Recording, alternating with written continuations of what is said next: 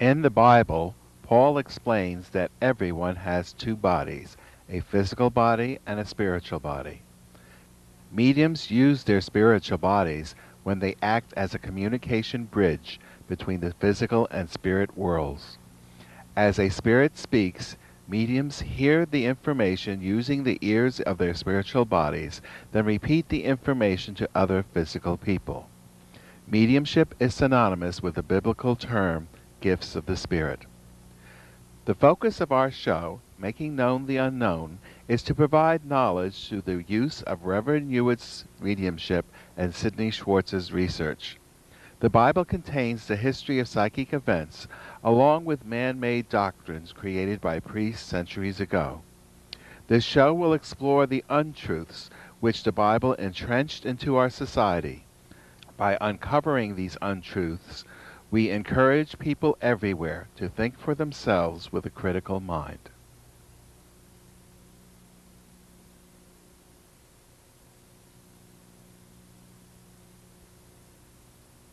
Hello, and welcome to Making Known the Unknown. I'm your host, Tina Tarryk, and with me today are my guests, Sidney Schwartz, Bible researcher and middle school teacher from Hackensack, New Jersey. Welcome, Sidney. Hi, Tina. And Reverend Hewitt, founder and pastor of Gifts of the Spirit Church and medium. Welcome, Carl. Thank you. Speaking of medium, the topic for today's show is going to be called mediums.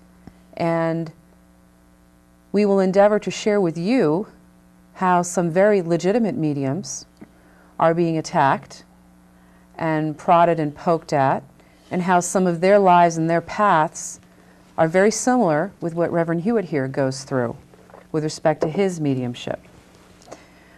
But before we jump into that, I have been asked to share with some of our viewers some very important information. Actually, Carl will be sharing that with our viewers, that Spirit has conveyed to him that is an important message that they need to hear with respect to the recent Mars exploration. If you would, Carl, we could start with that.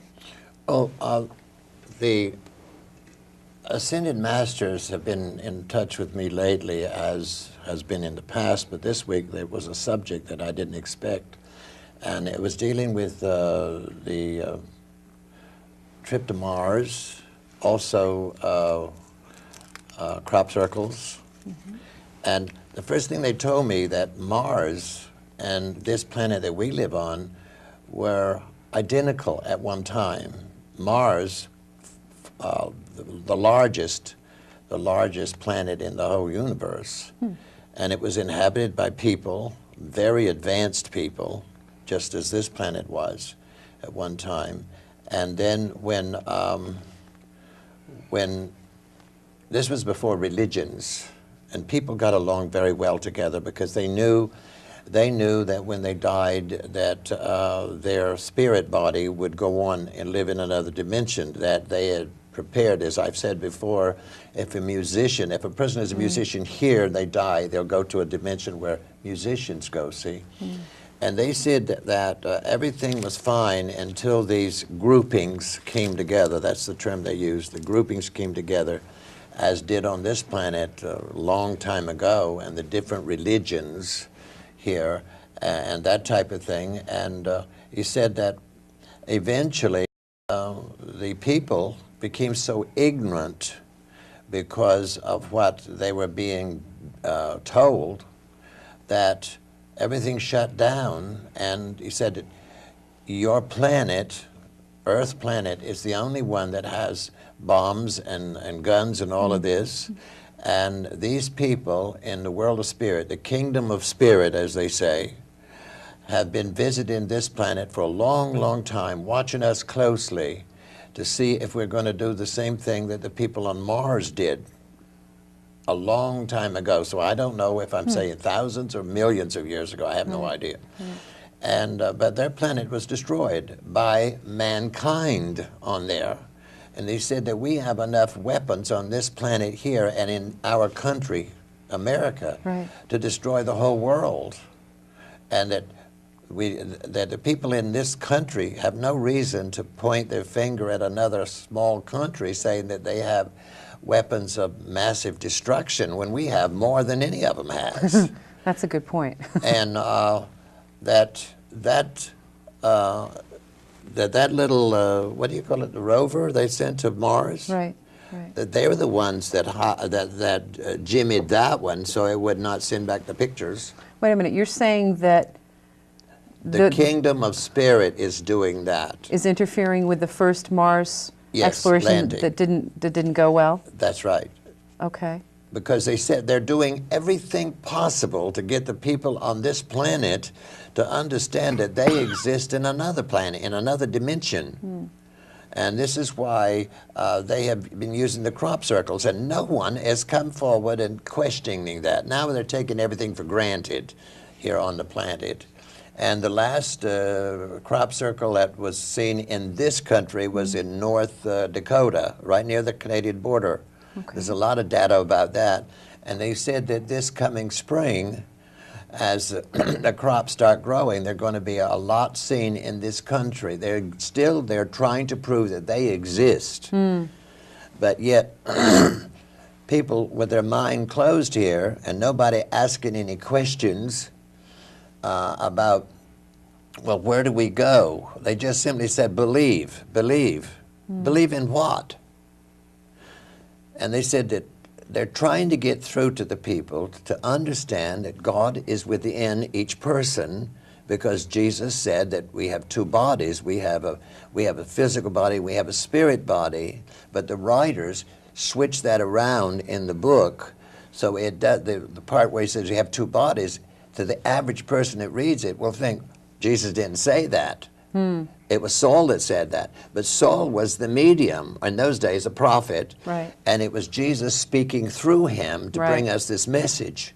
Whereas he had told us before, through when he was telling the woman at the well, that God is spirit. And if God is spirit, and we are born with two bodies, means one of the bodies in this body here is a body of spirit, which you can't kill. It's Right. energy. And the moment the physical body dies, the spirit body goes into the other dimension. It continues living. It does not go to any halfway house, any of that. And they have been trying all for years and years and years, using every method of the gifts of the Spirit to get through to us, and yet the clergymen all over this world is trying to get the people away from that belief. They don't want them to know this. They don't want them to know the truth about this. And so here they are coming through and telling me about the planet Mars and the planet Earth. Wow. And they said there are other planetary systems out there that inhabit life way ahead of us, and they do not have guns, bombs, and all of those weapons. They have none of that because they know where God is. They know that God is within all of us, and God is not just a singular entity out there in space. Those other entities don't use fossil fuel either. They don't burn fossil fuel. They're so advanced ahead of us that they fly on a beam of light. They shoot a beam of light, just like laser light, and their machines run it. And this country has that secret because they demonstrated it in 1991. Was that what they 1991? Because if somebody could get the film and go back to the time, one of the bombers zeroed in on a hangar in near Baghdad. Okay. During the first Gulf War. Okay. And they shot the beam of light at the door of Right. that hangar, which was Right. a small door, not the big door for the big planes to go in. And then when the beam of light hit that door, smart bomb as they call them, smart bombs, it followed the beam of light. They have this method in this country, but they will never let the public know it because nobody is going to make any money on flying on a beam of light. You see? That's a good point. So they're covering all of this up. To corroborate a little bit of what Reverend Hewitt said, the European community also sent a spacecraft to Mars, and their probe sent back pictures which proves there was water on Mars. So therefore, they could have supported life. Life sustaining. Yeah. Right. Right. I forgot to put that in there. Yes, Yes. it was. So what you're really saying is, if we're not careful, Mars is our future. So That's we're looking right. at our future. Exactly. Although it was created however many thousands or maybe even millions of years ago. Very interesting. And the people were very advanced, but then when religions, just like today, right in this region here, there are ministers telling the people, don't pay any attention to those three people on the on that set, especially the minister and the Bible reader. Right.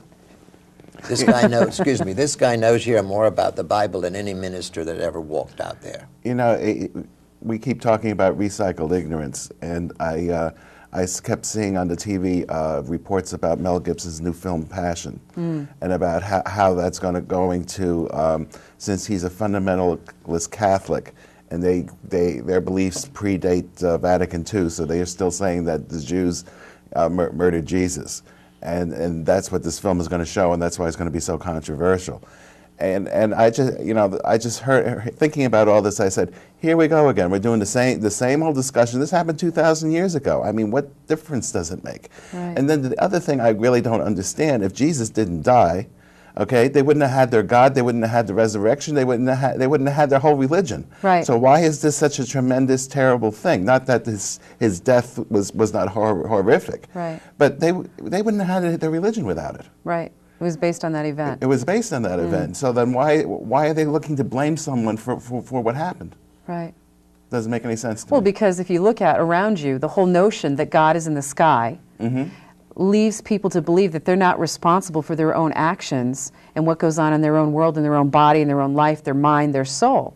So it's very much a you did this, you did that, you're at fault society. It's like a theme and a thread that goes through all of us, and it's not appropriate. And I've been saying this for 2,000 years. I mean, you know, it's like, Absolutely. when's it going to stop? I mean, when do we get beyond Right. all this? Absolutely. But my answer to that is evolution, and evolution evidently is very slow when it comes to knowledge and understanding the difference between beliefs and knowledge. But Tina, there's a lot of people, very intellectual people out there, including some of the best doctors in this country, that know more about this work, but they will never mention it. Let me give you an example.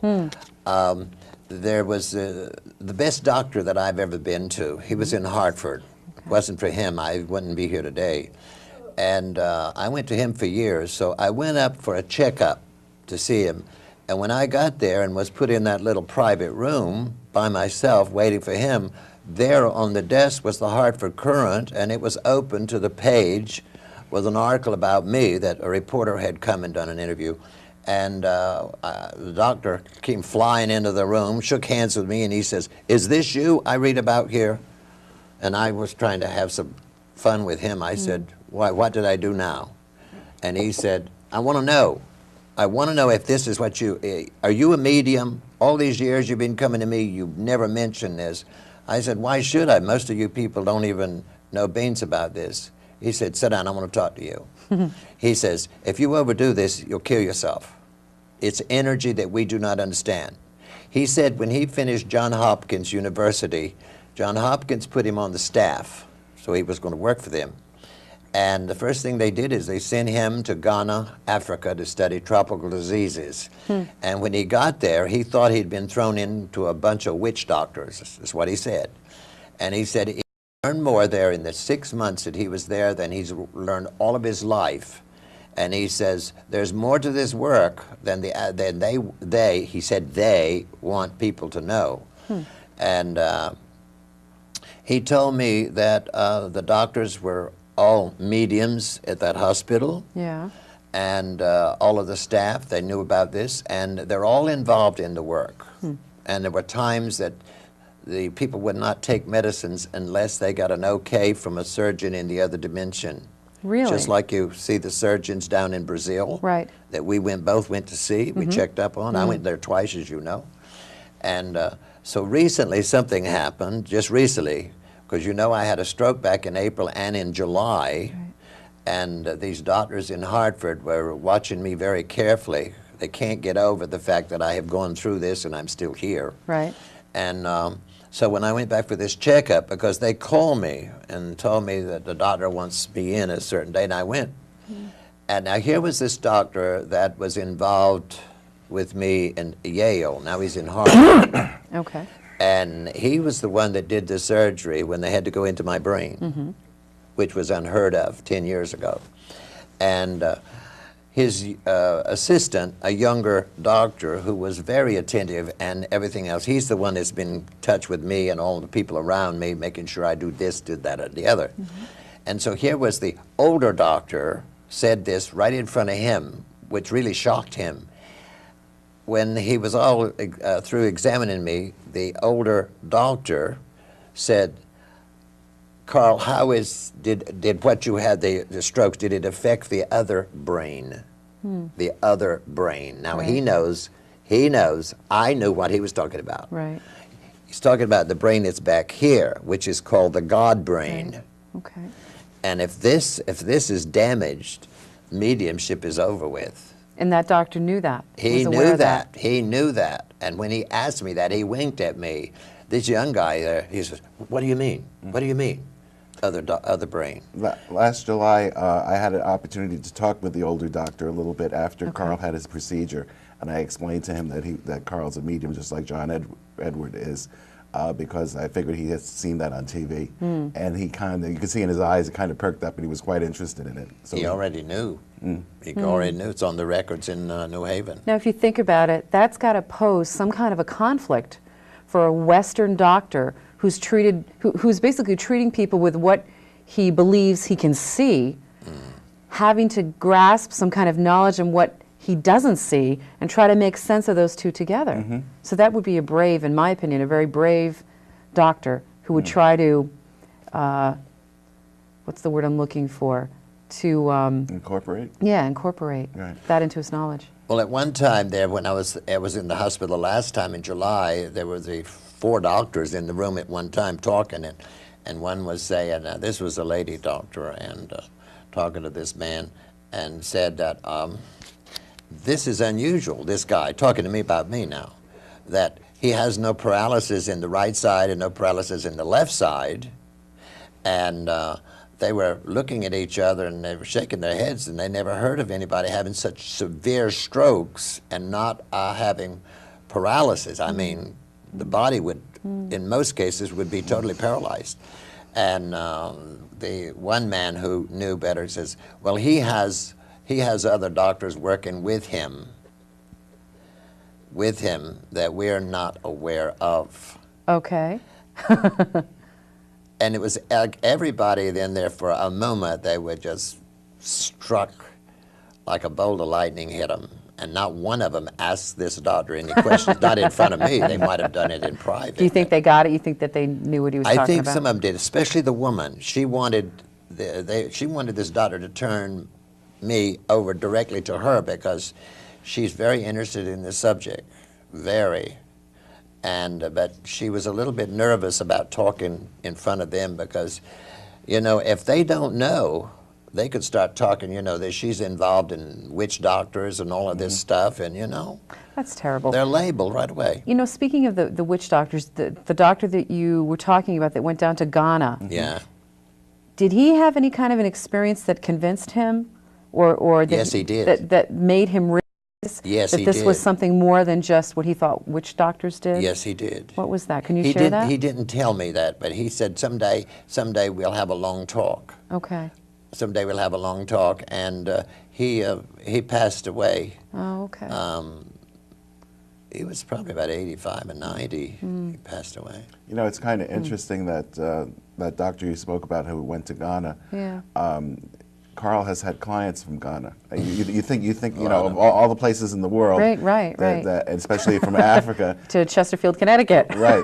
There were people from Ghana who had readings with Carl. Whole family, one of the nicest families Really? I've ever known, and so it shows that the people from Ghana really understand this work. Yes. yeah, because one member of their family is over here and he's working for IBM, and he comes to me. He and his wife comes to me, you know, very steady. And this other family came over, and they fly over here, and they bought a home over here. Now they live here, and they really believe in a perfect education. They will never allow their children to stay home. I mean, you got to go to school. Wow. And they believe in this. They accept this work completely, all the way back through their ancestors, because we've had lots of talk. And the old lady, the mother of the whole group, she's wonderful to talk to. She speaks about 5 or 6 languages. Really? Yeah, her son, one of the sons is about 6'2". Looks like he should be a model in a model. He's Really? a very handsome man. Wow. Very black, but very, very nice. This is the nicest family.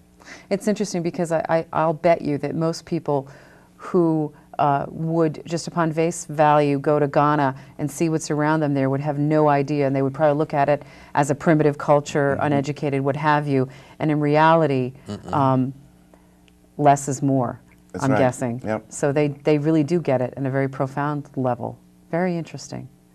Now, you were talking about your a couple of the operations that you've had on your brain, and we were lucky enough to have pictures of that particular operation. And what I wanted to do was discuss what Spirit had shared with you with respect to the actual physical makeup of your brain and why all of this was happening. And in some strange way, I guess you had found out that these strokes weren't accidental. No. To some degree, they're supposed to happen. How could you make sense of that, knowing that you're medium, living in that body, and then convey it to our viewers? I had a lot of trouble with this. They explained to me that right back here, there's a part of the brain that's about the size of a walnut, and that is called the God brain. And it has the dullest job of any part of the brain. Dullest job. Can you imagine that? This is what they tell me. And they said that right here is called the frontal lobe, or the screen, like we have a movie screen or TV screen. And anything we think about is projected by our mind, because our mind is like a projector. It projects it on the frontal lobe. And the brain, and the God brain, back here, watches everything that we project on that frontal lobe. And if we focus on that enough, let's say we ask the Lord God of our being, which is our soul. If we ask the Lord God of our being to come forward and help us manifest whatever this is, and you see that in your mind, then the brain goes into action to make everything fall into place to manifest that in your life. Okay. And they've told me a lot of things. Of course, I don't share this with everybody because, you know. It'd be hard for some people to I've been labeled. understand something they can't touch and That's see. right. Absolutely. Last August, after Carl's, the procedure he had was an angioplast. It was in the midbrain. Okay. One day we were talking about something, and then Carl all of a sudden went into trance, or he knew he could. So A1 explained to me about what was going on in Carl's brain. Okay. And that basically what had happened was that and the doctor said this also, that when he had his original brain tumor and it grew back, he had to have gamma treatment. And that gamma treatment had made a certain part of the brain like age faster than. Okay. And in that section, there had been a blockage created, and the angioplasty they went through the veins, and they were going to push back that blockage. But that's the way the doctors explained it. But A1, when I asked them about it, they said that they said that it wasn't so much the aging process, but that this was a refinement. That by sending this part of the brain up into a higher frequency, which was gamma ray, that his mediumship was going to improve eventually once he recovered from all this, and he'd be able to attune to even higher frequencies because of what happened here. So they kind of talked about this as being an adjustment, but we were able to have pictures of what the blockage looked like, and then. After the angioplasty, this doctor called me into this big, it almost looked like a computer lab where they were operating from, and he showed me the after pictures, and it was just amazing how they were able to just, he went from about 70% blockage to about 90% open. So they were able to open it all up. But A1 had to explain that this was a way that his mediumship is going to improve because of all this. But to an average doctor, it just looks like a part of your brain had prematurely aged. Yes. So in fact, what you might be saying is that even the doctors didn't really understand or don't really know what that's about. Exactly. They told me, the spirit people told me that there were 2 doctors that were given the instructions on how to create this thing. I call it a machine because it's in a huge room in the hospital. The room is 25 by 40 feet. And I walked in there. I stood on the threshold here when they opened the door. I could not believe that I'm coming into a room with all of this. It looked like something from Star Wars to me. I'd never seen anything like it in my life. And it's brand new. They didn't have anything like that 10 years ago. Going into the brain, when they showed me the picture, and they said, you know, anytime within a second you could die, because if that blockage moves further in the brain, you're gone, or we can't do anything about it. And of course I had to sign my life away to get them to use the thing, but I wasn't worried. No. Spirit says we're with you, and we're helping the doctors. And I came out of it. You did. We're glad you did too. The doctors were a little concerned because it was in a very delicate place and quite deep into the brain. So they were a bit nervous about it. Okay. All right. And I think the doctor was surprised how well it went, because he was ecstatic when he came out of the operating room. So when I go up there now, the nurses call me the Wonder Boy. You know, what came to mind too is that what you're doing, and this might sound silly or hard for some people to understand, is the information you're getting from Spirit, you're actually teaching doctors with this.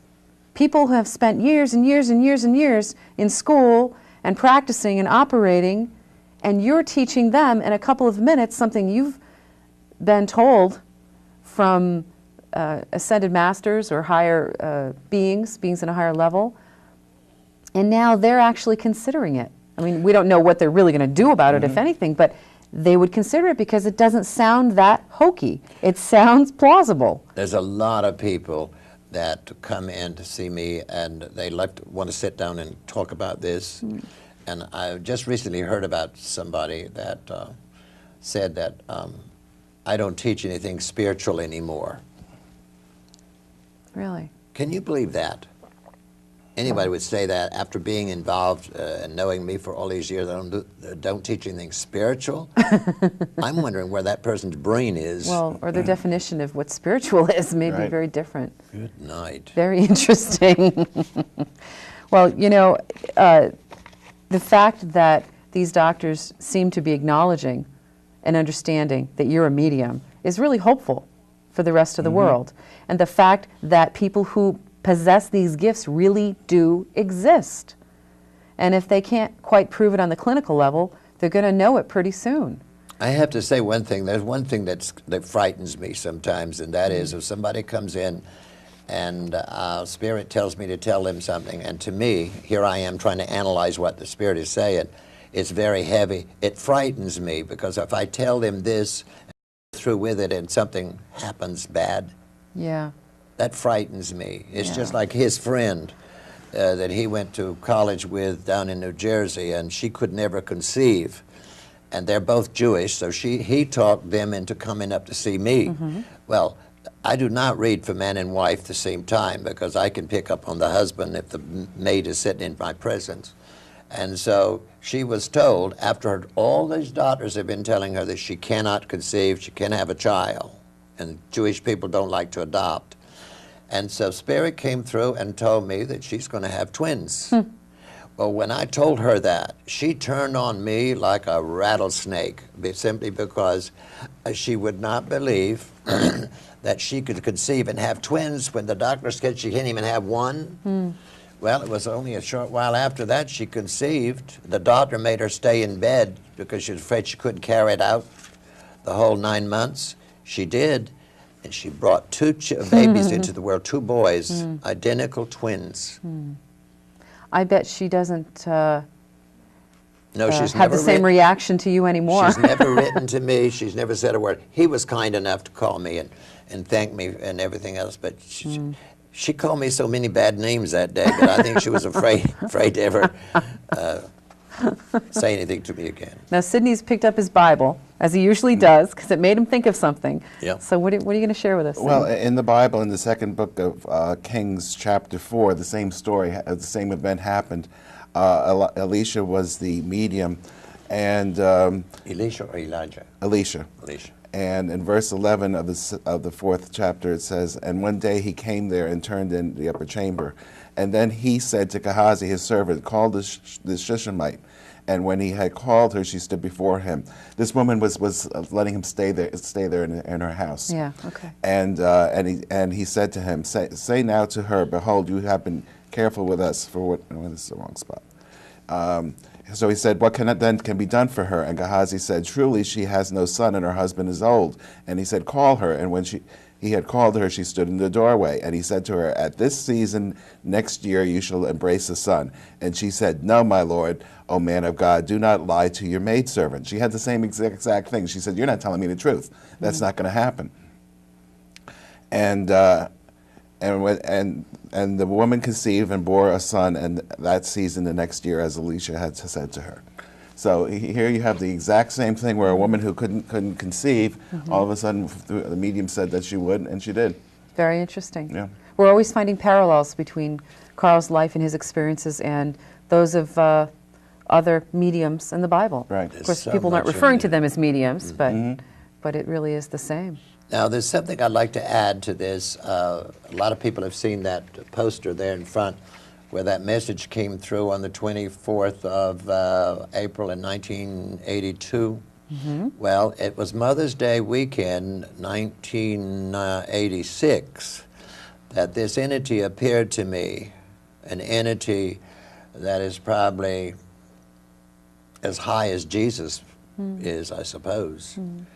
And you see, that blew me away. He appeared to me right in front of about 2,200 people, and he knighted me. And the thing that he knighted me for as an ascended master on earth. Wow.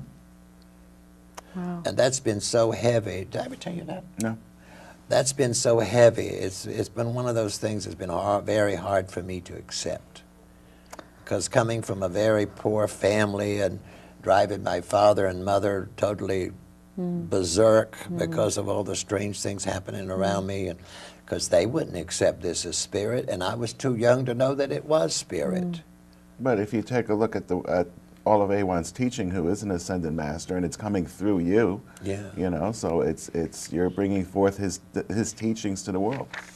I wanted to make a clarification because you referred to an entity by the name of Awan a few times. And for some of our viewers who may be new to this program, I want to know if you could kind of clarify to them what is Awan and who does that stand for exactly? Awan's an acronym which is the initials of the phrase angel without a name. Okay. It's an ascended master from the highest levels of the spirit world who spoke through Reverend Hewitt when he was in a trance state to me and explained to me that we would be setting up a long series of dialogues, and he would be teaching me certain things, and I was to write it down in a book. Okay. And that's how my first encounter with an angel came forward, and now the second book, which is going to be crossovers. Okay, thank you. And at the end of the show, the end of the program, I'll be showing our viewers the book that they can purchase, My First Encounter with an Angel, that goes into even more detail.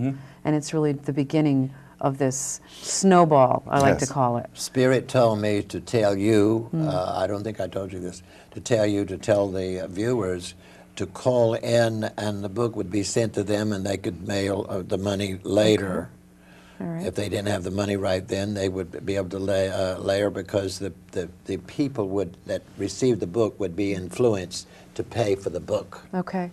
Understand? So the book is on the honor system. You can call the number at the end of the show, or write to Reverend Hewitt, or even send a message to our email address, and the book will come to you first, and you can pay for it after. Yeah. Where else do you ever hear that people will trust you first? Very interesting. I don't think there's anybody who would do that. Okay. I wanted to move on a little bit, and this is really connected to this topic, and it's really expanding upon this topic. I had been doing some research on people who study mediums and who test mediums, and there evidently are a couple out there who have been tested, verified to be real. Another one who had been tested, but the data hasn't been released yet, was interesting. I want to talk about that. But the first person, and then I'm hoping to lead up to some of the more popular mediums that people will be seeing on television now. But there are many, many more out there who in their own right are very good and have appeared on many different talk shows and have, if you asked me, have proven their gift to many, many viewers. One of those first people is George Anderson, and he's out of Cassadaga, Florida, I've read here. And what I found interesting with some of these mediums, too, is that their lives are very, very similar, have been and are now, with what Reverend Hewitt's life has been like, all the way from being a very young child on up. And I'll talk a little bit about him, and he has a book. And then I want to turn it over to the two of you, because I understand, and without knowing this, that you have had some contact with him or some experience with him. Oh, yeah. Now, when he was a child, he was thought to have been mentally ill, and he heard voices, he saw visions, he was locked away, and his parents didn't know what to do with him. I had the pleasure of watching a show on MSN Prime Time where they were interviewing several mediums, and they had a few skeptics there to try to balance the show out.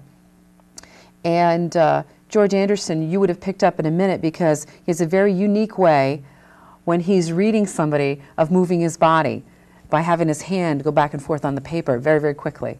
And what I wanted to do is because the two of you have some exposure and some information that you want to share with our viewers, I guess I'll turn it over to Carl first. Have you met George Anderson? Oh, yes, sure. Okay, tell me about that. He has a home in Chattanooga, Tennessee. Okay. We've talked quite a bit. All right. I've had appointments with him, but never could make it, my schedule. Okay. But anyway, the reason that his hands move like this is because it's like some people can't talk. When I first knew him, I hope you don't mind. Yeah. When I first knew him and he stood up at the microphone, he constantly did this. Constantly did this, you know, and I said, "Are you rocking a baby or something?" And, I mean, it's a habit. So he told me that when he was first in school and he had an assignment to write something, his hand would do this, and he could not write anything unless he did this, and all the way through life. It's some, what do you call it? A way of focusing or what? Okay, maybe a mannerism or something, just And there's self-soothing maybe. Yeah. Yeah. He explains that it kind of puts him in an altered state by doing this constant Okay. motion, so that he's like tuning into what they have to say. Very interesting. Let me say this. This is powerful. I want all the viewers watching this program to know this. Okay.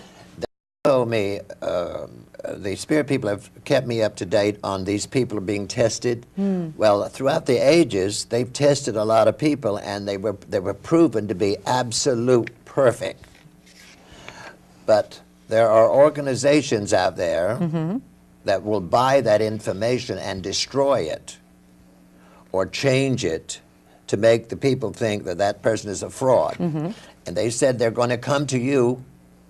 You're talking about me now. Okay. They're going to come to me and want me to test it. They said, don't do it, because we will not be there. We will stand on the side and watch you, but we will not help you, and you are nothing without them. Wasn't it Jesus who said, I am nothing without the God within me, or I'm nothing without the Spirit? It's in the Bible. Right. Okay. And if the Spirit people don't help me, I can't help you, or I can't help him or anyone else. Okay. All right. And so they said, we will not be there, because the information will be bought by a religious organization and destroyed. And then they'll destroy your image. They'll ruin you. That would seem to be very easy these days. They Sure it they is. can do that for just about anybody There's too in much public. money. There's Yeah. too much money in this. Yeah. Years ago, Carl and I started working on a production called The Golden Thread, and the goal of it initially was to go from biblical times right up to today. So I started doing a lot of research about different mediums, and in 1848 there were the Fox sisters that began this whole modern spiritualist movement. They were the first mediums. they were tested. Starting from the mid-1800s all the way to today, mediums have been tested on a continuous basis. The problem with testing is the scientists they want things to happen a certain way. In other words, they want to be able to set up certain conditions and to have it happen over and over and over again during those conditions, and they only measure what they can see. They don't measure what they can't see, and so much of this work is invisible. So many variables of some of this phenomena, especially if it's physical mediumship, is invisible. I myself, when we went to Bill English's seances, and I write about it in the book. Okay, the first time we went there, I didn't think he was legitimate because the voices didn't change. The next day we went, the voices changed. It could be there were a couple of skeptics in the room and brought down the energy enough so that not to stop the phenomena, but to stop the voices from being the same. So therefore, things were happening that's in the unseen, and scientists will not allow for that. Right. They want it exactly to happen the way they want it. Okay, so it's very difficult for any medium to get to have any scientist to say, yes, you're genuine. Then if that does happen, then you have these other organizations which buys the research and squirrels it away. I have a book that was published by the Psychical Research Society of New York, their headquarters is in New York, the American Psychic Society. There's also one in England. And they had tested this trumpet medium, I think it was in the early 1900s, and they proved all the scientific stuff that this was genuine. Well, nobody ever heard of this person. It's not that they take this research and promote the fact that this is genuine. Look, people, that they never do anything with the research once it's there because it's always squelched. So as far as these mediums being tested, yes, it's good, but nothing's really going to come of it. Okay, Matthew Manning was tested years ago. Nobody's ever heard about the results of that, even though he was found totally genuine. So it's like this is why when Spirit said that Carl's not to be tested, there's no point to it because it's not going to further anything. It's not going to prove anything to anybody. And if somebody is proven to be true, what will the average person do with that knowledge? If it's going to go up against a brain or a soul that's ignorant and brainwashed, they cannot possibly make that leap between one to the other. No, they can't. It's going up against a virus that was created by religions, and the virus that's in the minds of 99% of all people on the planet is the devil. That kicks in immediately, and the person does not even hear them. Right. Because as long as they preach about the devil more than they do about God. Right. God, you just believe. Right. But let me tell you about the devil. You understand what I mean? Right, right. And when the people have got that in their mind, it shuts off everything. Now, let me tell you this. I don't know, it was a year, 2 years ago on one of the programs I mentioned this, but it was back in the 70s, end of the 70s. An entity appeared to somebody that I happen to know very well now. She's a beautiful person. I cannot use her name here because her managers will not allow it to be named because they've tried to assassinate her several times.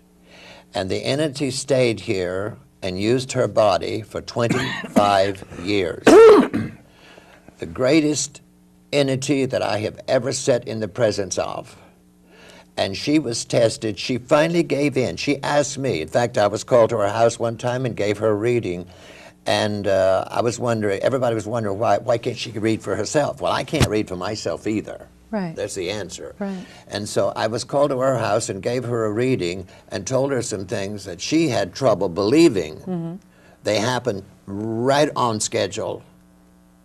And she asked me if she should go ahead and follow the advice of this Methodist minister that wants her to be examined, her to be tested. I says, I don't want to go there. I don't want to go there. That has got to be up to you. But I said, you got to remember that what's happening to you has happened to me. They don't want the world to know this.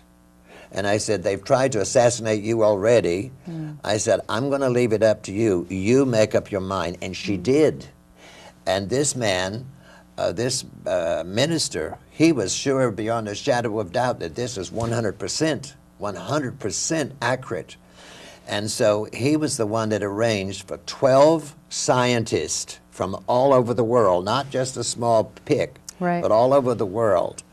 and to come and examine her, and they did. And they have all the results in her natural state. They have all of the results when the entity is using her body in a trance. To this day, not one single word has been printed in the newspapers or in the news of this world. Not one. It makes you wonder. They were so, that information was so big time, because I got, through my resources, I understand that these scientists have wound up with a huge bank account, and everybody wonders where they got it from. I can tell you where they got it from. They sold that information. When they tested this medium, they were looking at 8 different body functions, and they said it's impossible for a person to alter these 8 functions all at once. Like sometimes you could maybe raise your blood pressure if you really concentrated, but you couldn't raise something else. You couldn't do all 8 at once. Right. So they tested her in her natural state, then they tested her when the spirit entered her in a trance state, and all eight of those things changed remarkably. As that's how they said that she's not a fraud. They couldn't say that there was a spirit in her, but they said that she's not a fraud and she couldn't do this on her own. Right. IBM was involved with this with their best computers, Really? and they called in 2 new sets of computers to test them out. It went totally off the chart. Nothing has ever done that in the history of IBM. But all of this has been hushed up. Again, I say, so when you're presented with something that you have never conceived of, you have no basis to make a connection to that with what you're coming from in your knowledge base, what will people do with it? Guess what? They'll run away from it. That's right. If it's something they don't know, it will cause fear. That's basic, fear reaction. So fear pushes things away. Carl recently was asked to do a memorial service that took place in a organized religious church, and he was the minister of the church ran most of this, and Carl was called to speak. And Carl gave his message that that he normally teaches about the 2 bodies and so forth. And it fell on deaf ears. And as soon as Carl sat down after he finished his speech, the minister, the pastor of that particular church, got up and said he thanked Carl for speaking, but he just wanted to say that the viewpoints that he just presented were not the same viewpoints of that particular church. So he just null and void the whole thing, and it really fell on totally deaf ears. Nobody who was there really understood it. Well, if you think about the title of the show, Making Known the Unknown, what we're trying to teach people is to not be fearful of this information. It's not going to harm you. And we want people to open their mind and think for themselves. Yes.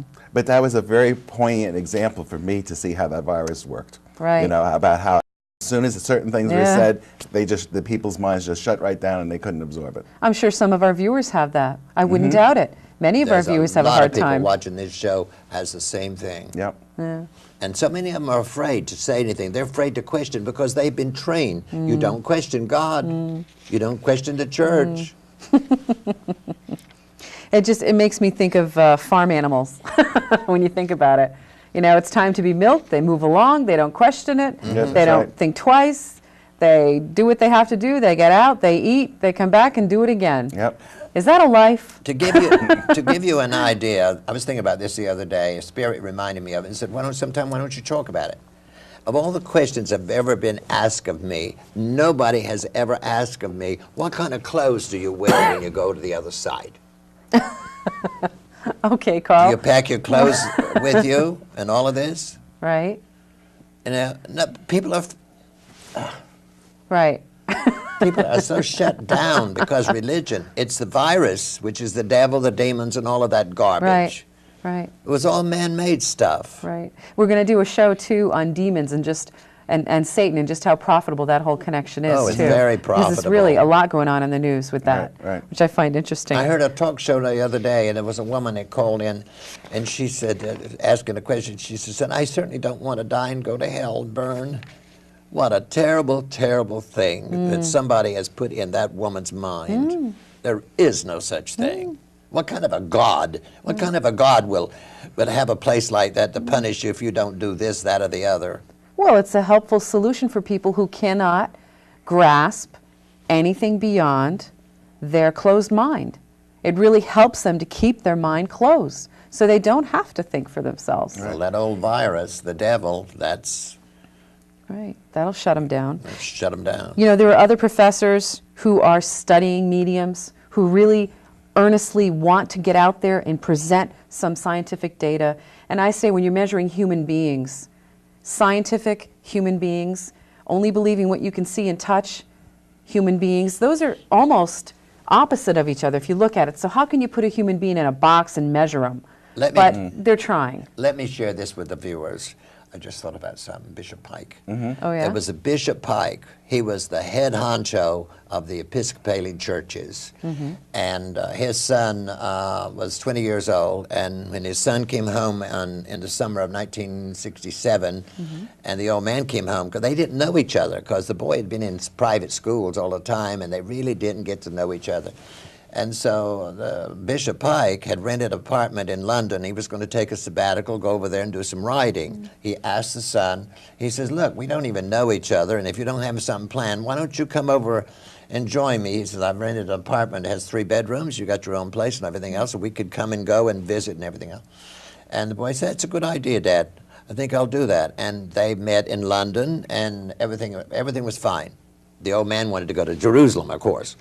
And so they were talking about books and pictures on, you know, and everything biblical. The son would say, Dad, I don't want to talk about this. I don't believe in this stuff. Right. He says, all man-made. Okay. All man-made. I don't want anything to do with it.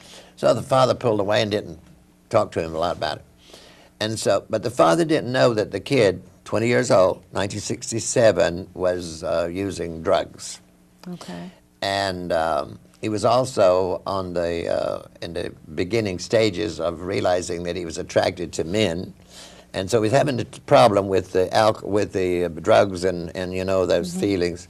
And so what happened here is, at the end, near the end of the summer, the old man had to come back to San Francisco to do a lecture dealing with the church, and he was the main speaker. Don't forget, he's the head honcho there. And so the son decided to come back, and he was going to come on another plane, so he did, and he stopped off in New York and for a little while. But while he was in New York, he took too much of that stuff and picked up his gun that he'd bought, and he killed himself. And so that news was all over the world, because Bishop Pike was well known. So when Bishop Pike landed in San Francisco, they made sure nobody tells him. If he doesn't know, we're not going to tell him until this event is over with, because we need him. And so they didn't tell him until he was lectured and everything else, and then they told him that his son was dead and what happened and everything else. And so when Bishop Pike, after the funeral and everything else, he came back to London to clean out the apartment and come back to America. Things started happening in the apartment. And first thing that started to happen was safety pins were opened at 20 minutes after 8, everywhere in the room that he would see. You know, right near the sink in the bathroom, there was a safety pin open in the kitchen, and even on his pillow. And he couldn't understand who would do that. And then there was postcards arranged at the same angle too. Postcards ranged the same angle, and then books that they had that the boy had argued with the father about were open at the chapter that they were arguing about. See, the boy died at 20 after 8. That was what this was all about. All right. So finally, the only good close friend that Bishop Pike had in London was a Catholic priest, and he was not an elder priest. He was probably in his early 40s. And so with all these things happening in there, Bishop Pike didn't know what to do. But down at the end of the hall in that same apartment, in one of those other bedrooms, was a stenographer, a secretary that worked for him. And she came up the hall one morning screaming. And she came in the room, and you see, the boy had an attraction to her. It was like his mother that he never had. Yeah. And because she had a beautiful face, but she had full bangs all the way down to her eyes, and he couldn't understand why she wore her hair this way and covered up her beautiful face. And he would kid her about that all the time. He said, one of these days I'm going to take scissors and cut that hair off your face so everybody can see that beautiful face. And so, of course, they were all kidding about that. So this morning, when this lady got up and she looked in the mirror, her bangs were singed off right, right at the flesh. And she came running down the hall screaming to come to Bishop Pike and then pointed that out to him. And so other things were happening. And as she and Bishop Pike were standing in his office talking, there was a closet right over here, and a lot of the boys' clothes in the closet had never been touched and everything else. And they heard these fabrics being ripped apart. And they both stared at each other, and then he reached over and opened the door and everything that was in there was ripped to pieces, and it was laying on the floor. That was then that he picked up the phone and he called his friend, the priest. And he came over, and of course he told him everything that's been happening and everything else. And he said, let me use the phone. He picked up the phone and he dialed a number, and he made this appointment for the next day. And he said, I'll pick you up tomorrow at 10. And he says, we're taking a ride. Didn't tell him where you're going. And so he took him to a trance medium. Her name was Anna Twigg. A bishop and a priest. Yes. Went to see a medium and for an answer. So when they got to the house, and there her name was on the side of the door, he said, what is this? What is this? He says, we're going in here to see a medium. He said, that's the devil's work. I'm not going there. He says, look, you call me for help, and he got him by the arm, and he practically had to drag him inside. You get in here and you behave yourself, because he says, you're going to get some answers. He sat down in front of that woman, and she went into trance, and guess who used her body to talk to father, the boy? His name was James. Really? And James came through, and guess what? He asked him the first thing. What? Are you with Jesus? He says, no, I haven't heard anybody by that name here. And he was telling his father how sorry he was that he did what he did, but his brain was all messed up with the drugs. Wow. And, but his father was very interested because of that experience, and then another experience with the same medium, and then another one here in America, another medium.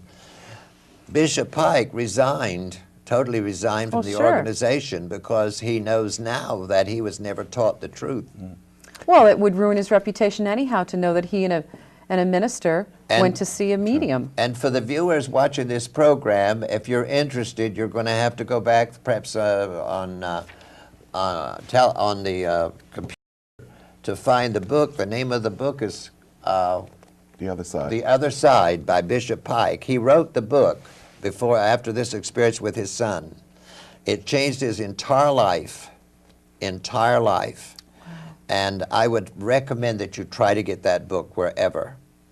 There's a nun, the nun that painted the picture that was here last week. Yes. Of Jesus, his wife, and 2 children. Right. Well, it's being framed. That's why we don't have it here today. And that's shocking a lot of them out there. And she is the one that she found the book. I don't know how she found it. Well, The Other Side. Some libraries do stock that book. And she can't put it down. Good. She can't put it down. It's a good reference for our viewers. Unfortunately, we only have a couple of minutes. We always have so much to talk about. And I think we might even have a couple parts of this show that we're calling mediums, because we really want to also get into some of the more popular mediums who are being poked at. And I want to know what the two of you think about them with your research and your knowledge. I want to remind our viewers that they can ask for this book, as promised at the beginning of the show, My First Encounter with an Angel, Revelations of Ancient Wisdom.